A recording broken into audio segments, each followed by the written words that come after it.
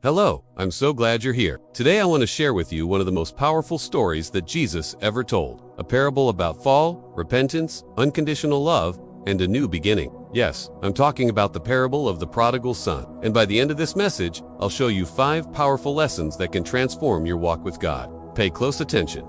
This message might speak directly to your heart. Jesus said, there was a man who had 2 sons. The younger one said to his father, "Father, give me my share of the inheritance." So the father divided his property between them. Not long after that, the younger son got together all he had, set off for a distant country, and there he squandered his wealth in wild living. After he had spent everything, a severe famine came, and he began to be in need. So he went and got a job feeding pigs.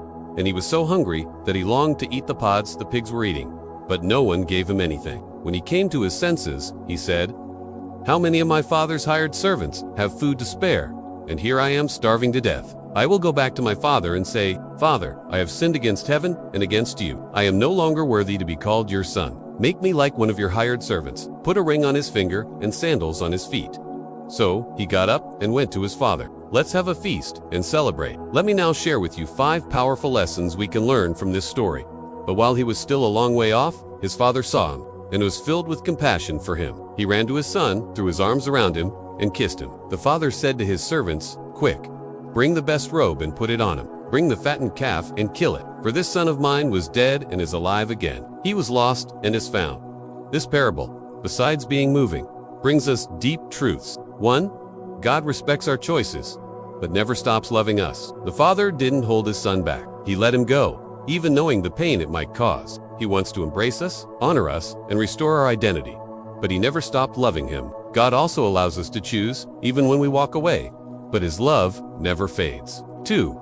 Sin separates us, but repentance reconnects us. The turning point came when the son recognized his mistake and chose to return. The first step to restoration is the humility to say, "I have sinned, I want to come back." 3. God doesn't want slaves. He wants sons. The son wanted to return as a servant, but the father restored him as the son. God doesn't want us living in shame. 4. God's love is greater than people's judgment. You are a son, and there is still time to come back. The older brother judged, complained, and didn't understand the celebration. Maybe you've been judged too. But what God says about you is what really matters. 5. There's always a place to start. Again, the story ends not in shame, but in a party. God doesn't cancel you. He restores you. And when you return to him, heaven rejoices. Maybe you identify with this son. Maybe you've made some bad choices or feel unworthy of God's love. But listen, God is waiting for you with open arms. He wants to restore you, clothe you in honor, and show you that your life still has purpose. You are not lost. If this message touched your heart, please like this video, share it with someone who needs to hear it, and comment below. I choose to come back.